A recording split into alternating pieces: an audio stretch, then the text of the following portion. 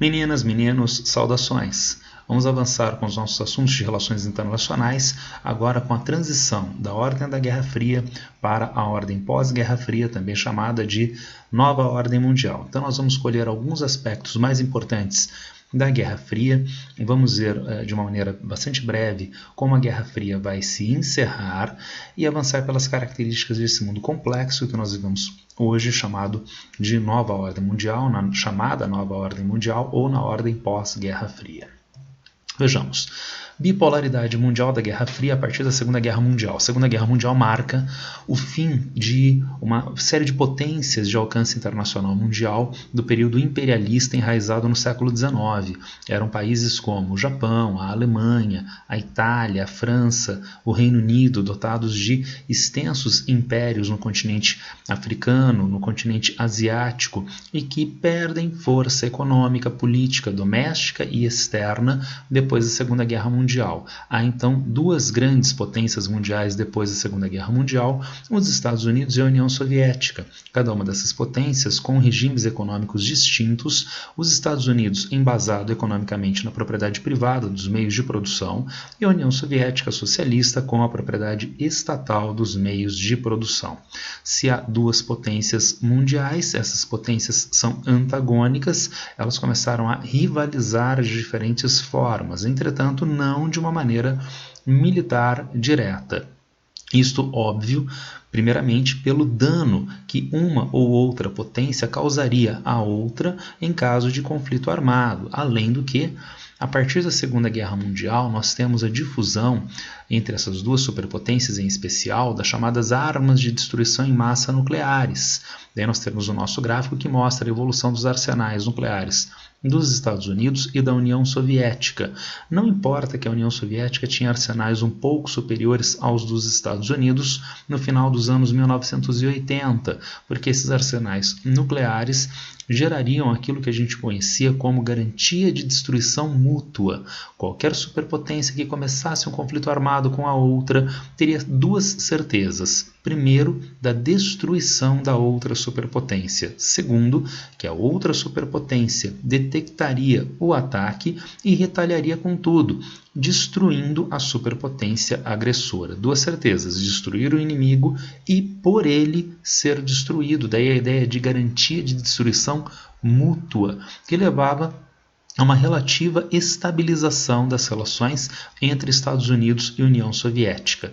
Se o conflito entre os dois não podia ser direto militar, o conflito era de ordem político-ideológica. Aqui nós temos uma propaganda política soviética para a sua própria população e uma propaganda política americana também para a sua própria população. No caso aqui, a União Soviética enaltecendo os valores do socialismo, no caso, os Estados Unidos mostrando mazelas potenciais do socialismo. Então, na propaganda política e ideológica. Essa propaganda se manifestava, óbvio, não apenas em cartazes. Por exemplo, os chamados grandes eventos esportivos, Jogos Olímpicos, por exemplo, nos quais esta propaganda tinha um momento diferenciado de manifestação. E também na chamada corrida espacial, iniciada supostamente com a União Soviética, com o seu satélite Sputnik, né? E ainda mais supostamente ainda sendo vencida pelos Estados Unidos com a chegada do homem à Lua nos anos 1960. Eu digo suposta porque a ideia de corrida é uma invenção. Tá certo? Então, quem inventou a ideia de corrida espacial, tá certo? Né? E quem disse que lançar o satélite inaugura e a chegada do homem à Lua finaliza, tá certo? São todos valores arbitrários que eram traduzidos, na verdade, como propaganda de parte a parte. Porém, a corrida espacial não era apenas propaganda política, porque a tecnologia necessária para os mísseis balísticos nucleares intercontinentais é a mesma tecnologia das naves espaciais, dos foguetes de lançamento, né? Consequentemente, a corrida espacial abastecia em tecnologia a corrida armamentista entre os dois países. Mas, se não havia possibilidade de conflito direto entre as duas superpotências, uma série de conflitos indiretos passaram a acontecer, tanto do ponto de vista político quanto do ponto de vista militar. É o caso da Guerra da Coreia, Guerra do Vietnã, ocupação militar soviética no Afeganistão, conflitos civis com participação das superpotências em países do continente africano e assim sucessivamente. Há, portanto, uma série de conflitos periféricos ligados à bipolaridade da Guerra Fria. Tudo bem? Bem, se há duas potências mundiais, nós vamos ter países aliados a uma ou outra potência mundial na teoria dos três mundos. Nós teríamos então um primeiro mundo, os países que aparecem grosso modo aqui verdinhos no nosso mapa, Estados Unidos, Canadá, os países da Europa Ocidental, a Austrália, a Nova Zelândia, o Japão, que são países aliados, que chegam a um alinhamento estrutural com os Estados Unidos, seriam os países de primeiro mundo. Que tal os países amarelinhos no nosso mapa? Europa Oriental, eventualmente Cuba, China, né, que são países em alinhamento com a União Soviética. Lembrem-se que há uma fluidez nisso. Tá? A China, por exemplo, vai romper relações diplomáticas com a União Soviética na década de 1960, mas, grosso modo, os países em alinhamento com a União Soviética. Há duas superpotências, mas nós podemos ter um terceiro grupo de países, os países de terceiro mundo, que do ponto de vista político-ideológico vão se colocar como países não alinhados, vão desenrolar, portanto, políticas domésticas e externas com relativa autonomia frente às superpotências mundiais e, em grande parte, jogando com essas superpotências para obter vantagens. Idealmente, a ideia de terceiro mundo era, na sua origem, na Conferência de Bandung, a ideia de lançamento de um terceiro polo de poder no mundo, que nunca aconteceu. Mas a manifestação concreta foi desses países de terceiro mundo não se alinharem imediatamente nem à União Soviética, nem aos Estados Unidos, jogando com as superpotências para obter vantagens. Tudo bem?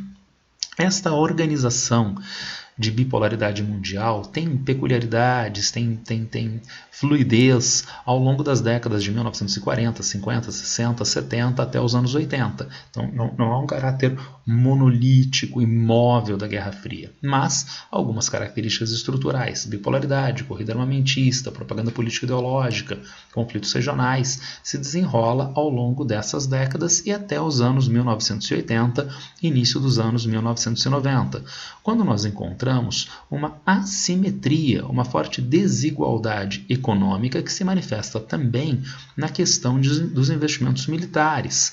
Vejam, a gente viu nos slides anteriores que os investimentos militares, a corrida armamentista, é tão importante no cenário de Guerra Fria, mas essa anamorfose mostra para nós os gastos militares mundiais em 1990, quando os Estados Unidos têm 45% dos gastos militares totais e a União Soviética 6%.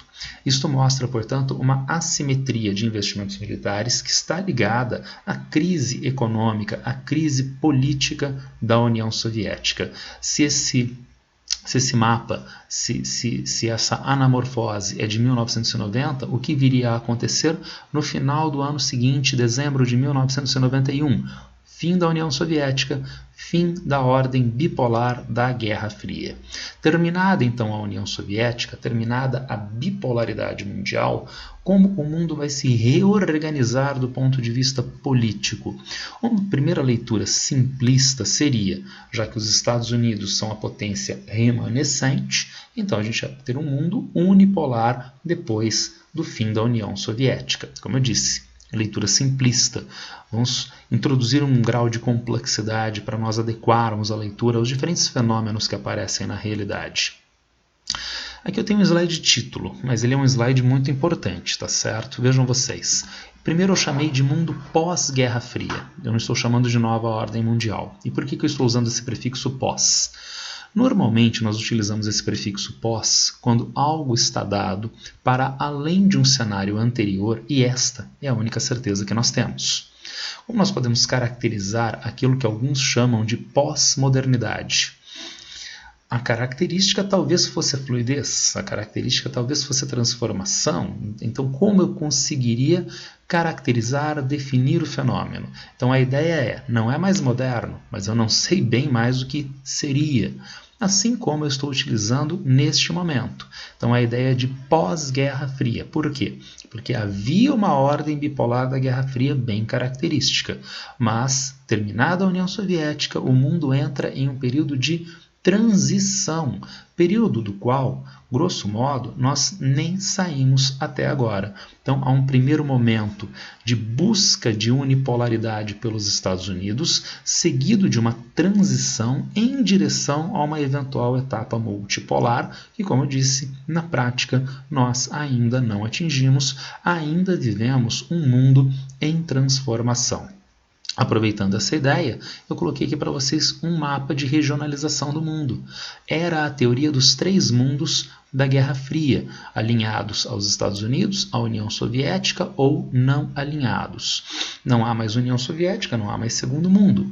Então, imediatamente após o fim da União Soviética, nós vamos ter a ideia de reunião do que era chamado de primeiro e segundo mundos no norte desenvolvido, e o que era chamado de terceiro mundo no sul subdesenvolvido. E daí a nova divisão dos anos 90, ao invés de primeiro, segundo e terceiro mundos, norte em oposição ao sul, norte desenvolvido, sul subdesenvolvido.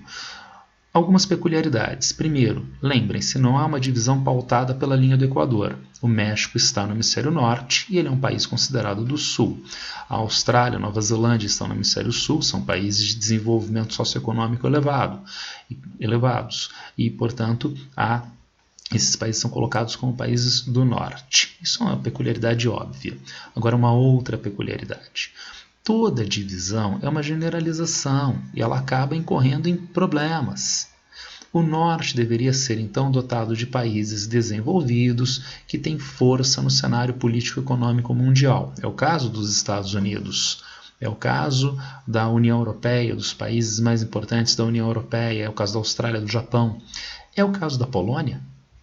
É o caso do Cazaquistão? Claro que não. E o Cazaquistão, eu diria, tem menos projeção no cenário internacional do que o Brasil, do que a China, que estão colocados aqui nessa classificação como países do Sul. Então são problemas inerentes a essa divisão que não deixam de evidenciar novamente a ideia de mundo pós-Guerra Fria, um mundo complexo.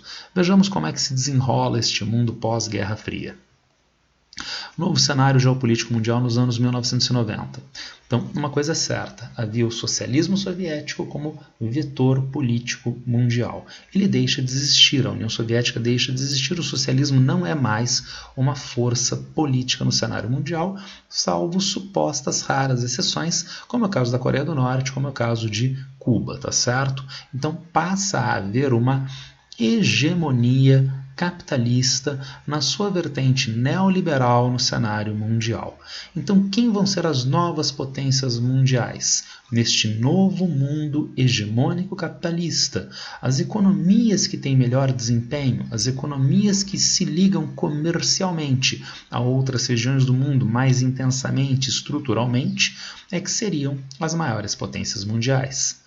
Lá nos anos 1990, os nossos manuais de ensino médio de pré-vestibular traziam a tríade, 3 polos de poder: os Estados Unidos, os países da integração europeia nos anos 90, já no formato de União Europeia, e o Japão, à época a segunda maior economia mundial, atrás apenas dos Estados Unidos, nos anos 1990. Entretanto, ao longo desses anos 1990, os Estados Unidos estão ensaiando uma nova forma de colocação no cenário mundial. E que ensaio é este?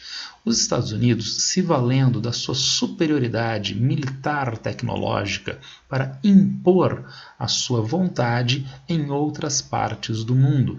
É o que veio a acontecer em 1991 na Guerra do Golfo.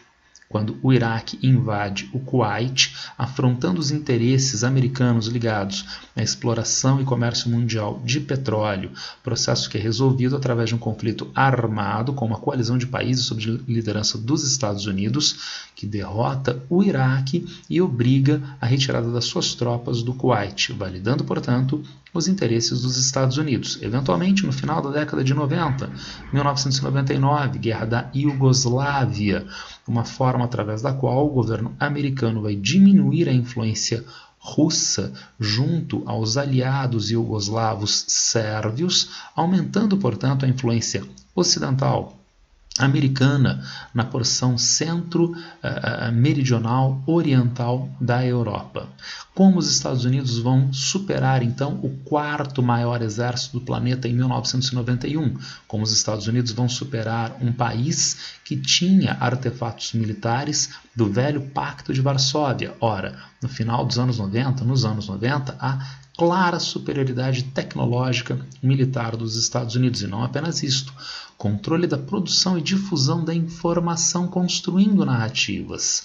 Desta forma, a imprensa americana, a indústria cultural americana constrói a narrativa de demonização do presidente iraquiano Saddam Hussein, do presidente iugoslavo Slobodan Milošević, criando, portanto, a ideia de legitimação da ação dos Estados Unidos. Se vocês entenderam isso, um último aspecto importante. A Guerra do Golfo ela pode ser entendida dentro de um contexto de plausibilidade e legalidade. Qual teria sido o motivo explícito alegado para o conflito armado? Ora, o Iraque, em 1990, invadiu com tropas o país vizinho, o Kuwait, o que não é tolerado no cenário mundial do final dos anos 1990.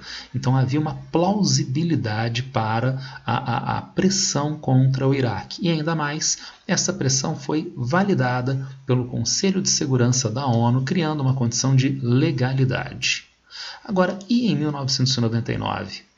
Havia uma alegação de o presidente Milošević enfrentar a guerra civil no território iugoslavo fazendo o que passou a ser chamado de limpeza étnica. Agora, esse processo era efetivo ou será que fazia parte da construção de uma narrativa pelos Estados Unidos para justificar o conflito armado? Independentemente desta polêmica, há um problema, porque a Rússia, membro permanente do Conselho de Segurança, não daria autorização para este conflito, mas o conflito foi efetivado sem a autorização do Conselho de Segurança da ONU. E, portanto, como é que os Estados Unidos transitaram os anos 90? Se utilizando, aperfeiçoando os seus recursos militares, os seus recursos de comunicação e construção de narrativas para viabilizar, no final dos anos 90, independentemente da legalidade ou de outras potências mundiais, os seus próprios interesses em escala mundial. Os Estados Unidos construíram ao longo dos anos 1990 aquilo que, depois do 11 de setembro, depois dos ataques às Torres Gêmeas e ao Pentágono, foi caracterizado como doutrina Bush no cenário internacional e com o chamado ato patriótico, a legislação doméstica de sobrecontrole do governo americano sobre a sociedade, sobre o seu território. Vejam então que isto foi ensaiado nos anos 1990 e ainda mais, há necessidade de recursos militares para eliminar potenciais resistências em escala mundial. O nosso gráfico mostra os investimentos militares em Guerra Fria, que eram decrescentes dada a crise da União Soviética. Os Estados Unidos não precisavam fazer tão altos investimentos, mas investimentos ainda muito elevados. Com o fim da União Soviética, a redução dos gastos militares americanos, até 2001, quando se sistematiza a doutrina Bush e aumentam significativamente os gastos militares americanos. Os Estados Unidos estão agora, de maneira sistemática, buscando se firmar como potência hegemônica mundial, como uma única potência mundial. Mas será que eles vão conseguir? Novo cenário geopolítico mundial dos anos 2000 e 2010. Anos 2000. Resistências ao poder americano. Se os Estados Unidos se mostram como potência hegemônica mundial, não há resistência aos Estados Unidos. O leste europeu era a área de influência da União Soviética durante a Guerra Fria. E o que houve, né, na década de 1960, se não um episódio como, por exemplo, a Primavera de Praga? Haverá controle, de fato, haverá hegemonia soviética sobre esta região. Se os Estados Unidos querem ser potência hegemônica mundial, não deve haver resistência efetiva ao poder americano, mas ela se mostra no Irã e o seu programa nuclear do final dos anos 2000.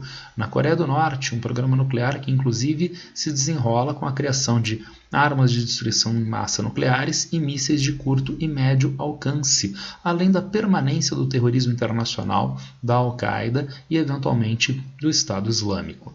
Se isso já começa a mostrar a incapacidade americana de ser potência hegemônica mundial, a crise americana do final dos anos 2000, seguida da crise PIGS, Portugal, Irlanda, Itália, Grécia e Espanha, mostram definitivamente a impossibilidade de os Estados Unidos se colocarem como única potência mundial. Então nós temos uma tendência, e voltando ao título, né, pós-Guerra Fria, uma tendência à multipolaridade mundial, novos polos de poder, a reorganização política, econômica e militar da Rússia, o fortíssimo crescimento econômico, militar, a maior influência da China e outros poderes de alcance regional, como é o caso da Índia, como é o caso da Turquia, como já foi o caso na América Latina do Brasil, tá certo? Daí nós temos novos polos de poder, inclusive em agrupamentos de países, o G20 financeiro, o G20 comercial, o G4 e diferentes blocos comerciais. Vejamos essas formas de organização dos países. Novos polos e alinhamentos. G20 financeiro. Era uma vez o G7, formado no contexto de Guerra Fria entre as maiores economias do mundo ocidental: Estados Unidos, Canadá, Reino Unido, Itália, França, Alemanha e Japão. Mas essas grandes economias do mundo ocidental vão finalizar a década de 2000, entrar na década de 2010 em uma condição relativamente frágil do ponto de vista econômico. Trata-se da crise econômica mundial que vai afetar imediatamente e mais gravemente algumas dessas economias do G7. E vejam, para que haja uma tentativa mundial de superação da velha crise de 2008, foi convocado como um grupo de países para resolver a crise o G20, e não apenas o G7. Quem faz parte do G20, os 7 países do G7, mais outras 12 grandes economias mundiais, inclusive a brasileira, e mais a União Europeia como membro individual. Portanto, há vários países do Sul, vários países pobres que são participantes do G20. Dou um exemplo de aumento da influência desses países na velha década de 2000. O Brasil tem historicamente uma relação de dívidas com o Fundo Monetário Internacional. Entretanto, a economia brasileira ia muito bem, obrigado, nos anos 2000. E o Fundo Monetário Internacional acreditava não ter recursos suficientes para compensar a crise econômica mundial, potenciais países inadimplentes nas suas dívidas. O Fundo Monetário Internacional veio pedir ao Brasil um aumento de aporte de recursos. Então vejam, revertendo um quadro histórico, sempre o Brasil fez empréstimo do Fundo Monetário Internacional. Agora não. O Fundo Monetário Internacional pedindo que o Brasil colocasse mais recursos no fundo para ajudar outros países que pudessem estar necessitados, tá certo? Então uma reversão do quadro tradicional de o Brasil ser pressionado pelo FMI, uma mudança do contexto de país pobre e objeto das pressões internacionais. Se ao G20 financeiro, vejam, ao G20 comercial, não confundam os dois. O G20 comercial não tem participação de países do G7. O G20 comercial está dado na rodada Doha de negociações da Organização Mundial do Comércio. Os países desenvolvidos pressionam os países pobres para que eles abram o seu mercado para bens industrializados, para serviços dos países desenvolvidos. Mas os países pobres também têm as suas demandas. Pressionam os países ricos com vistas a que eles parem de fazer subsídios, protecionismo para o seu setor agrícola. E vejam, ainda mais, estes países pobres passaram a atuar em bloco dentro das negociações de Doha, um bloco que a gente passa a chamar de G20 comercial. O G20 comercial não tem apenas 20 países e nenhum número fixo. Em diferentes reuniões, há uma quantidade variável de participantes, mas eles atuam em conjunto de maneira mais ou menos sistemática para validar os seus interesses mais facilmente. Tudo bem?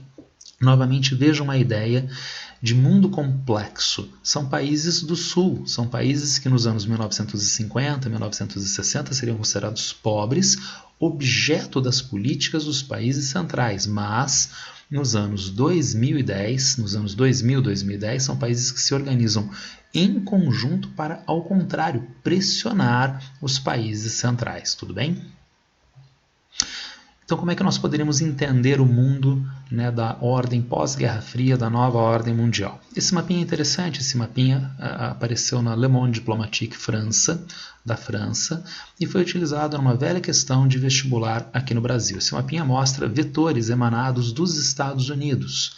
Se os Estados Unidos se comportassem como potência hegemônica mundial, esses vetores atuariam em todas as regiões, mas eles estão sendo refletidos em várias áreas. Refletidos por quê? Nós encontramos a Europa, onde não tem vetor direto dos Estados Unidos, na medida em que a União Europeia é aliada dos Estados Unidos. Então, apesar de haver pontos de tensão, apesar de haver interesses que são, né, de relativa autonomia, mas é uma região aliada dos interesses americanos e vice-versa. Entretanto, Rússia. A Rússia dos anos 1990 estava em frangalhos, mas a Rússia dos anos 2000, 2010 novamente se articula como potência militar, é um país de grande extensão territorial, é um país que é um grande jogador mundial no setor de combustíveis, em especial gás natural. Novamente, potência mundial.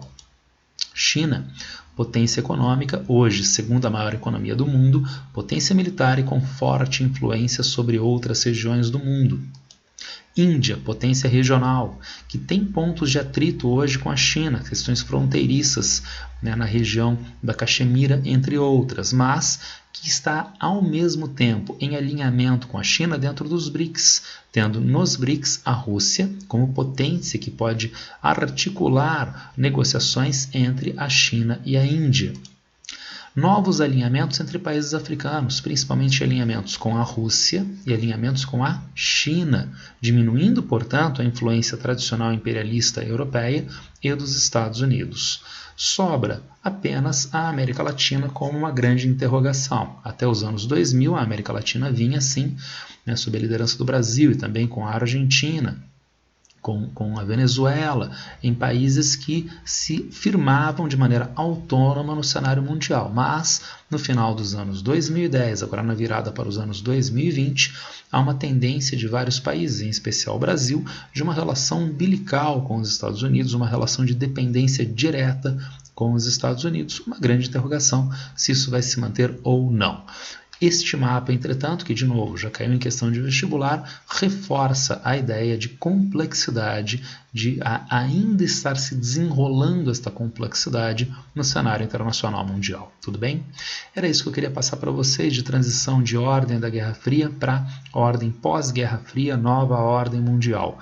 Se alguém ainda tiver alguma dúvida, alguma pergunta, por favor, me acessa nas redes sociais. Abraço para todos e boa sorte.